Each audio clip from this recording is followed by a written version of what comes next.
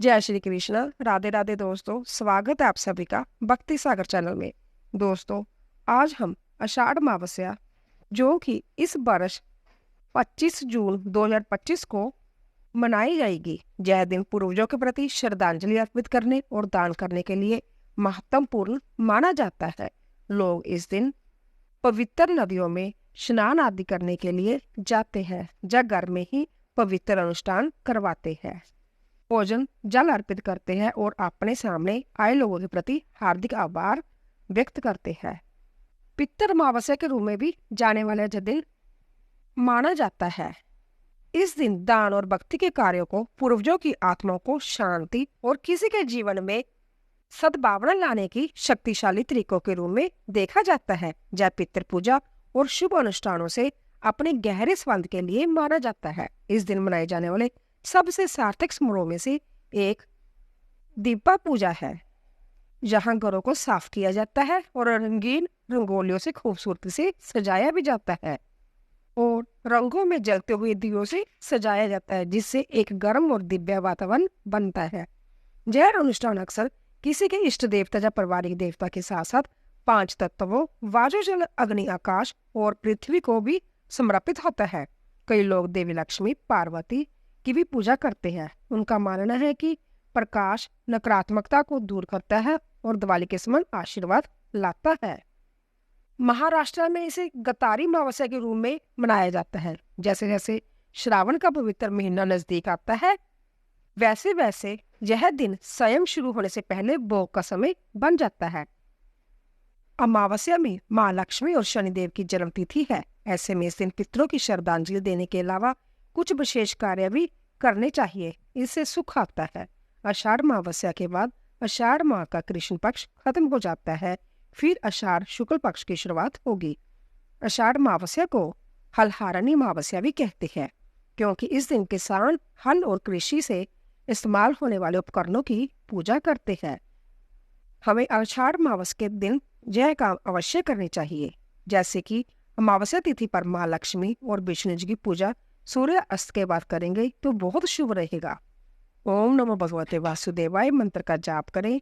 देवी लक्ष्मी के मंत्र ओम महालक्ष्मी नमः का भी जाप करें। मान्यता है कि इस दिन रात में श्री सूक्त का पाठ करने पर माँ लक्ष्मी घर में ठहर जाती है और वंश वृद्धि और परिवार की खुशहाली के लिए आषाढ़ अमावस्या के दिन पितरों के लिए विशेष धूप दान करना चाहिए। यह कार्य दोपहर को करना चाहिए। गाय के गोबर से बने कंडे जलाएं। जब अंगारों से धुआं निकलना बंद हो जाए तब पितरों का ध्यान करते हुए अंगारों पर गुड़ की अर्पित करें। फिर भोजन से थोड़ा गाय, कोई कुत्ते और चींटियों के लिए अलग निकाले। ब्राह्मण को दान दे। बुरी शक्तियों से मुक्ति पाना चाहते हैं तो आषाढ़ अमावस्या की शाम घर के मुख्य दरवाजे पर सरसों के तेल का दीपक जलाना चाहिए। इससे नकारात्मक ऊर्जा घर में प्रवेश नहीं कर पाती। दोस्तों, सकारात्मक ऊर्जा का आगमन होता है। आषाढ़ मास की अमावस्या की कथा सुनने से मनुष्य के सभी पाप और संकट दूर हो जाते हैं तथा उनकी हर मनोकामनाएं पूर्ण होती है। तो आज हम आपको सुनाने जा रहे हैं आषाढ़ अमावस्या की बड़ी ही पुरानी कथा। अतः इन सभी कथाओं को आप श्रद्धा से अवश्य सुनिए। तो चलिए आज कथा को शुरू करते हैं।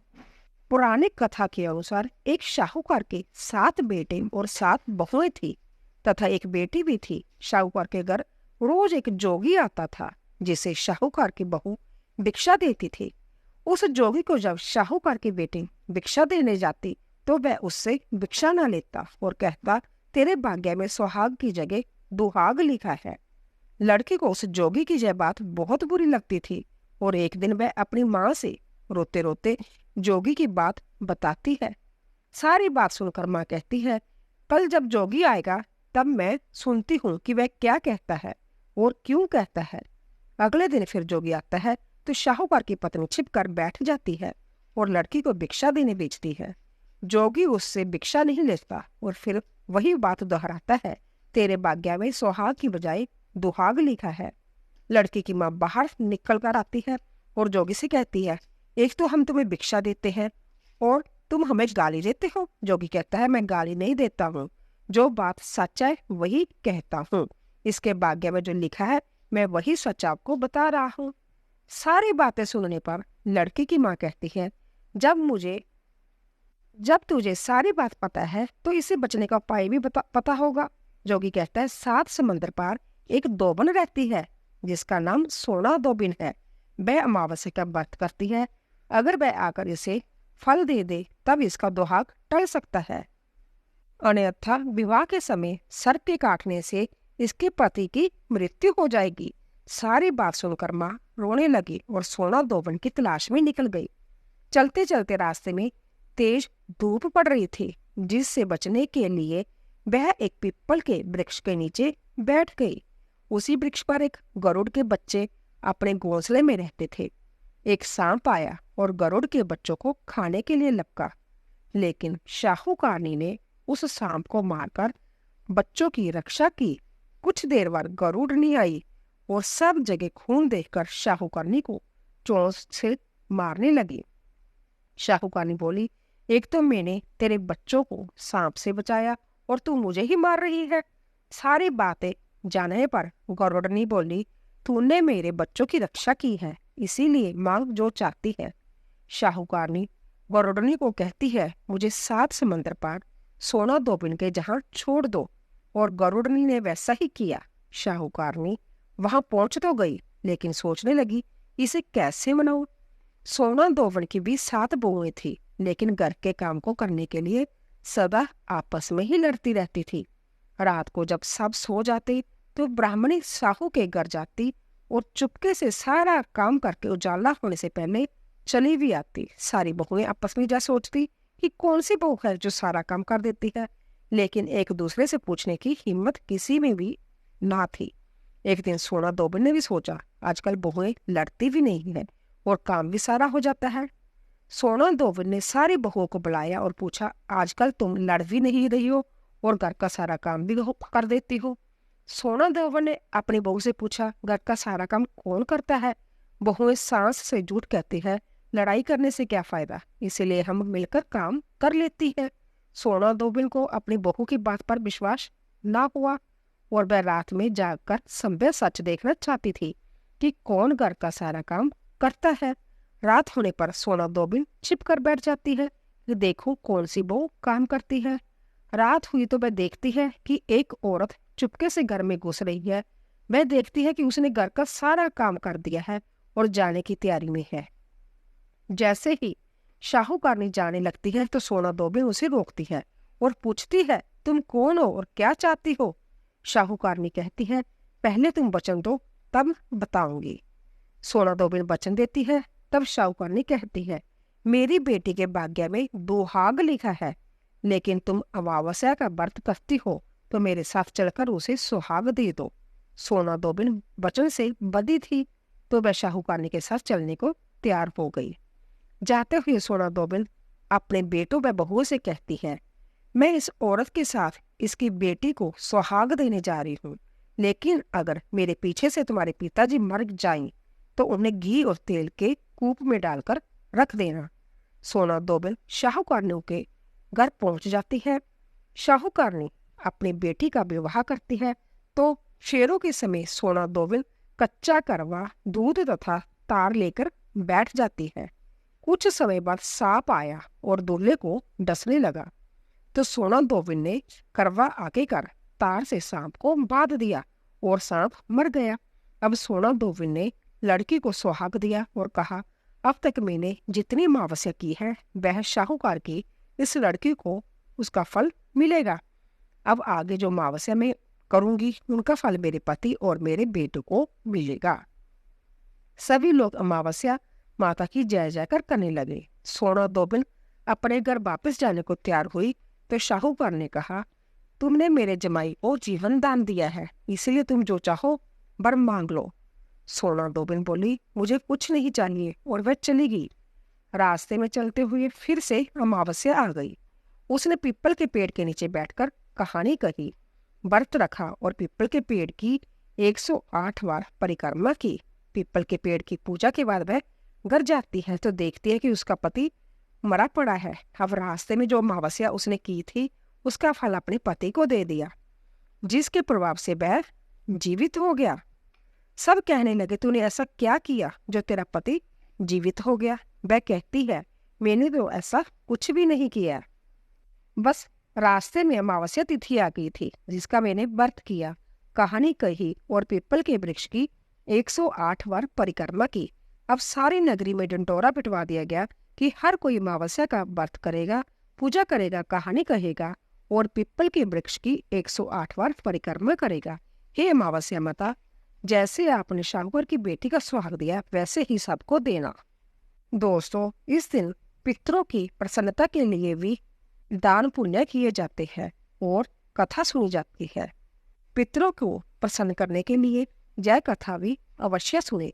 जैसे कि भगवान श्री कृष्ण से एक बार पक्षीराज गरुड़ ने पूछा, हे प्रभु, पृथ्वी पर लोग अपने मृत पितरों का श्राद्ध करते हैं, उनकी रुचि का भोजन ब्राह्मणों आदि को कराते हैं, पर क्या परलोक से पृथ्वी पर आकर श्राद्ध में भोजन करते पितरों को किसी ने देखा भी है? भगवान श्री कृष्ण ने कहा, हे गरुड़, तुम्हारी शंका का निवारण करने के लिए मैं देवी सीता के साथ हुई घटना सुनाता हूँ। सीता जी ने पुष्कर तीर्थ में अपने ससुर आदि 3 पितरों को श्राद्ध में निमंत्रित ब्राह्मणों के शरीर में देखा था। वह कथा सुनो। भगवान श्री कृष्ण कहते हैं, हे गरुड़ जय, तो तुम्हें ज्ञात ही है कि श्री राम अपने पिता दशरथ की आज्ञा के बाद वन गमन कर गए थे, साथ में देवी सीता भी थी। बाद में श्री राम को जब पता लग चुका था कि उनके पिता उनके वियोग से शरीर त्याग चुकी है, जंगल जंगल घूमते सीता जी के साथ श्री राम ने पुष्कर तीर्थ की भी यात्रा की। अब यह श्राद्ध का अवसर था, ऐसे में पिता का श्राद्ध पुष्कर में हो तो इससे श्रेष्ठ क्या हो सकता है। तीर्थ में पहुंचकर उन्होंने तैयारियां शुरू कर दी। श्री राम ने समय ही विभिन्न तरह के शाक, फल एवं अन्य उचित खाद्य सामग्री इकट्ठी की। जानकी जी ने भोजन तैयार किया। उन्होंने एक पके हुए फल को सिद्ध करके श्री राम जी के सामने उपस्थित किया। श्री राम जी ने ऋषि और ब्राह्मणों को सम्मान सहित आमंत्रित किया।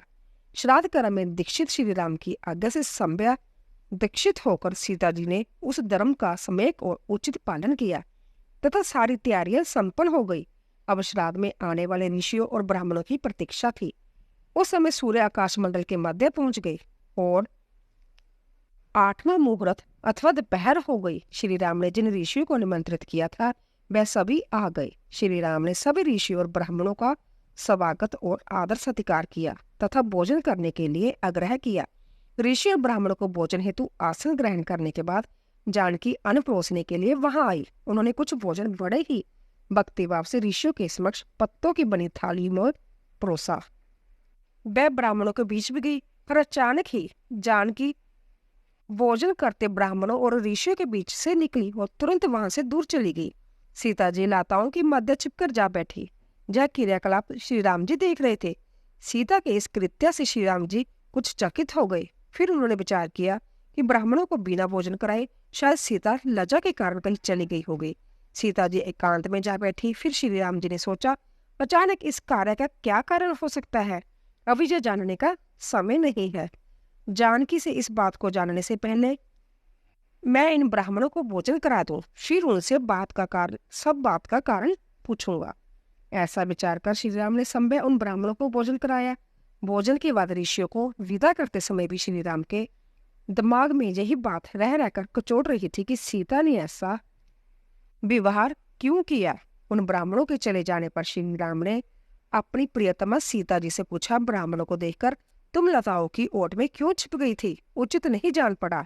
इससे ऋषियों के भोजन में व्यवधान हो सकता था, वह कुपित भी हो सकते थे। श्री राम जी बोले, हे सीता, तुम्हें तो ज्ञात है कि ऋषि और ब्राह्मणों को पितरों के प्रतीक माना जाता है। ऐसे में तुमने ऐसा क्यों किया? इसका कारण जानने की इच्छा है, मुझे अवलिम्ब बताओ। श्री राम के ऐसा कहने पर सीता जी मुंह नीचे कर सामने खड़ी हो गई और अपने नेत्रों से आंसू बहाते हुए बोली, हे नाथ, मैंने जहां जिस प्रकार का आश्चर्यचकित देखा है उसे आप सुने। इस श्राद्ध में उपस्थित ब्राह्मणों के बीच में मैंने 2 महापुरुषों को देखा जो राजा जैसे प्रतीत हो रहे थे। ऋषि और ब्राह्मणों के बीच सजे धजे राजा महाराजा जैसे महापुरुषों को देख में अचरज में थे। तभी मैंने आपके पिताश्री के भी दर्शन किए। वह भी सभी तरह के राजसी वस्त्रों और आभूषणों से सुशोभित थे। आपके पिता को देखकर मैं बिना बताए एकांत में चली आई थी। मुझे न केवल लज्जा का बोध हुआ और मेरे विचार में कुछ और भी आया। तभी निर्णय लिया कि हे प्रभु, पेड़ों की शाल, बलकल और मृगचर्म धारण करके मैं अपने ससुर के सम्मुख कैसे जा सकती हूँ? मैं आपसे जब सत्य ही कह रही हूँ, अपने हाथ से राजा को मैं वह भोजन कैसे दे सकती थी जिसके दासों के भी दास कभी वैसा भोजन नहीं करते हैं। मिट्टी और पत्तों आदि से बने पात्रों में उस अन्न को रखकर मैं उन्हें कैसे दे देती? मैं तो वही हूँ जो पहले सभी प्रकार के आभूषणों से सुशोभित रहती थी और आपके पिताश्री मुझे वैसी स्थिति में देख चुके थे। आज मैं इस अवस्था में उनके सामने कैसे जाती? इससे उनके मन को भी शोभ होता। मैं उनको शोभ में कैसे देख सकती थी? क्या जय कहीं से उचित होता? इन सब कारणों से हुई लज्जा के कारण मैं वापिस हो गई और किसी की दृष्टि ना पड़े इसीलिए लताओं में जाकर छुप गई।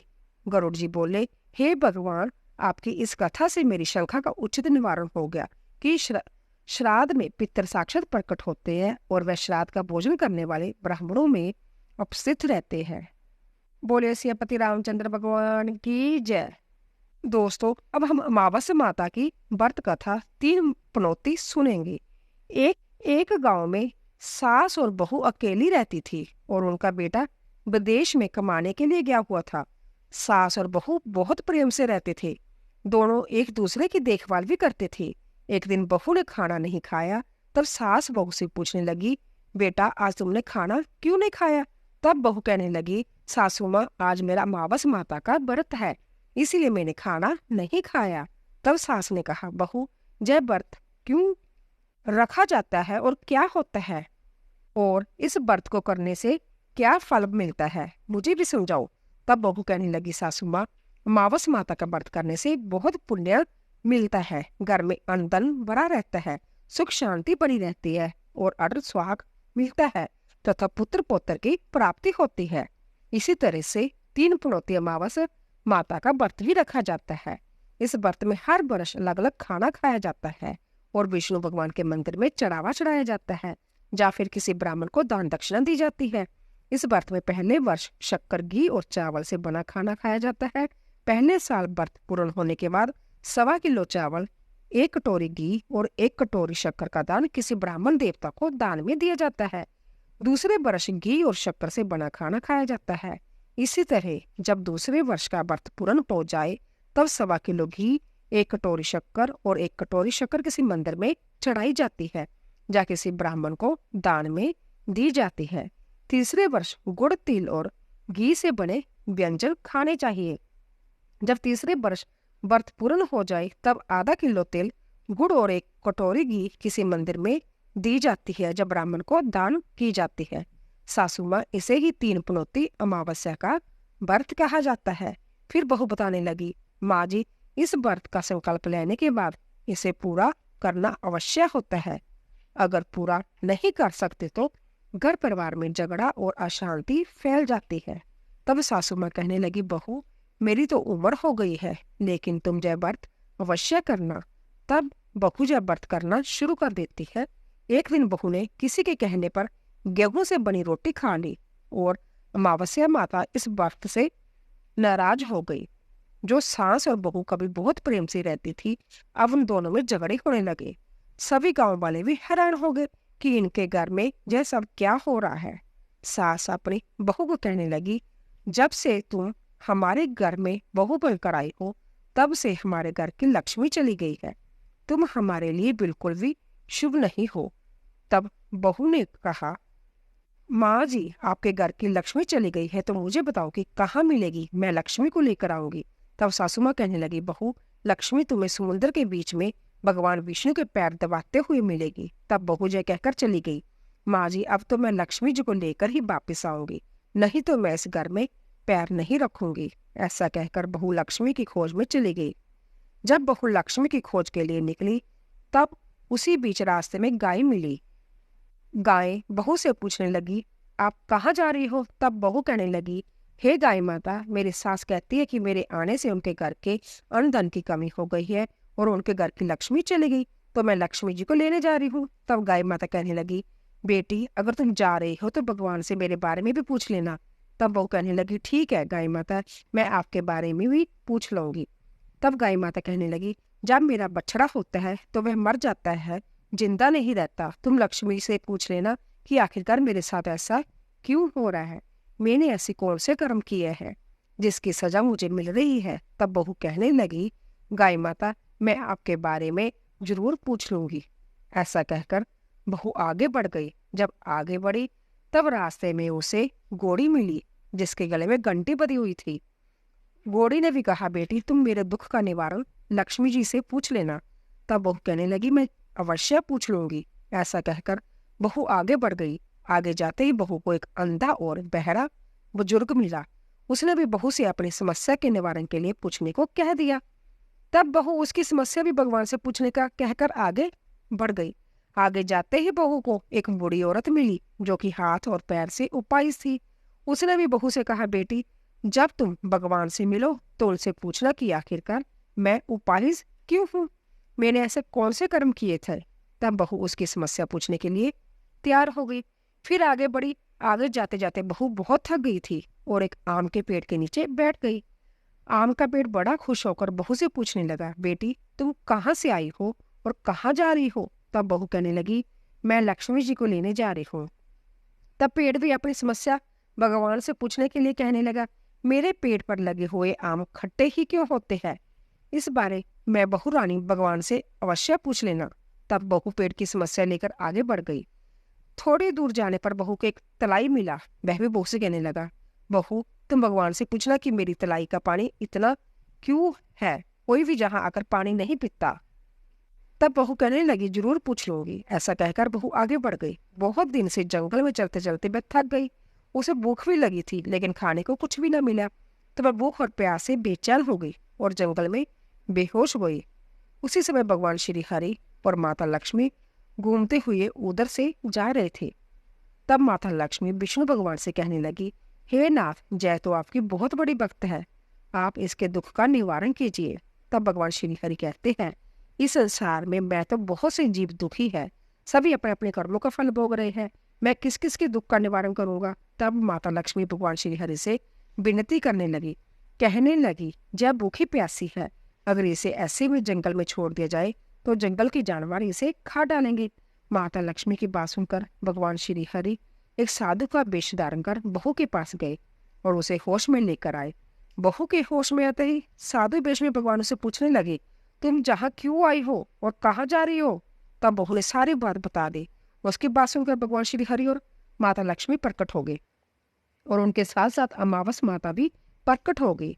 बहू जय सब देखकर उनके चरणों में गिरकर उन्हें प्रणाम करने लगी। तब अमावस माता बहू से कहने लगी, बेटी तूने मेरे व्रत को खंडित किया है, इसी की सजा से तुझे मिली है, लेकिन अब मैं तुझे क्षमा करती हूँ। अब तुम घर को जाओ, तुम्हारा घर अन्न धन से भर जाएगा, तुम्हारा घर सुंदर महल में बदल जाएगा और तुम्हारी सभी मनोकामनाएं भी पूर्ण हो जाएगी।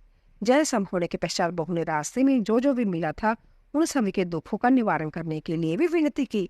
तब भगवान श्री हरि कहने लगे, गाय ने कभी अपना दूध किसी और को नहीं पिलाया, इसी कारण उसके बछड़े जिंदा नहीं रहते, तुम उसका दूध पी लेना, फिर उसके बाद उसके बछड़े जिंदा रहने लगेंगे। और गोड़ी पिछले जन्म में आटा पीसने वाली महिला थी, वह किसी को आटा पीस कर नहीं देती थी, इसीलिए उसके गले में चक्की के पांठ बंधे हुए हैं, तुम उसके पांठ खोल देना, वह खोल बिल्कुल ठीक हो जाएगी। और वह बुजुर्ग कभी भगवान के मंदिर में नहीं गया, ना ही कभी उसने भगवान के वचन सुने, तुम उसे ले जाकर मंदिर में दर्शन करवा देना, इससे वह ठीक हो जाएगा। वो पाहिज महिला ने कभी अपनी जवानी में दान पुण्य नहीं किया, इसीलिए उसकी जय सजा मिली, तुम उससे कुछ भी दान करवा देना तो उसकी विकलांग दूर हो जाएगी। और वह आम का पेड़, उसने तो कभी अपने पेड़ के आम किसी बच्चे को खाने नहीं दिए, इसी कारण उसके सभी आम खट्टे होते हैं, अब तुम उस पेड़ का आम खा लेना, फिर उसके बाद से उस पेड़ पर मीठे आम आने लगेंगे। और तलाई का पानी पिछले जन्म में देवरानी जेठानी थी, वह हमेशा आपस में झगड़ा करती रहती थी, इसीलिए उसका पानी मैला है, तुम उसका पानी पी लेना तो वह तलाई शुद्ध हो जाएगी, फिर लोग वहां आकर पानी पीने लगेंगे। इस प्रकार बहू ने भगवान श्री हरि, माता लक्ष्मी और अमावस माता को प्रणाम किया, उन्हें धन्यवाद दिया और अपने घर लौटने के लिए तैयार हो गई। रास्ते में उसे जो जो भी मिला उनकी सभी समस्या भगवान के कहे अनुसार वह दूर करती चली गई। सभी ने उसे बर बर कर आशीर्वाद दिया। घर पहुंचते ही उसका टूटा फूटा घर एक सुंदर महल में बदल गया। उसके घर में अन्न और धन की भंडार भर गई। अब बहू ने सासू माँ से कहा, सासू माँ, आपने तो सच में कहा था कि मैं आपके लिए शुभ नहीं हूँ। मेरे जाने से ही आपके घर में लक्ष्मी आई है। अब आप जहाँ रहे, मैं मरने जा रही हूँ। तब सास ने कहा, बेटी, जैसा तुम्हारे अमावस माता के व्रत करने का फल ही हमें मिला है, तुम यहीं पर रहो, अब तुम जहाँ से कहीं नहीं जाओगी। इस प्रकार सास और बहू खुशी खुशी रहने लगे। और फिर एक दिन सास का बेटा भी विदेश से वापस लौट आया। घर में जब उसने खूब धन दौलत और धन के भंडार देखे, तब उसकी माँ ने सारी बात अपने बेटे को बताई। इस प्रकार वह लोग खुशी खुशी रहने लगे और तीनों मिलकर अमावस माता का व्रत रखने लगे। बोलिए अमावस माता की जय। इस कथा को कहने, सुनने और होकारा बनने वाले सभी भक्तों के घर में धन धान्य के भंडार भरे रखना, सभी की रक्षा करना। बोलिए शिव शंकर भगवान की जय। तो दोस्तों, आशा करती हूँ कि आपको हमारी कथा अवश्य पसंद आई होगी। प्लीज जाने से पहले हमारे चैनल को सब्सक्राइब कीजिए, लाइक कीजिए और ज्यादा से ज्यादा शेयर कीजिए और कमेंट बॉक्स में जय माता दी अवश्य लिखिए। आप सभी का धन्यवाद।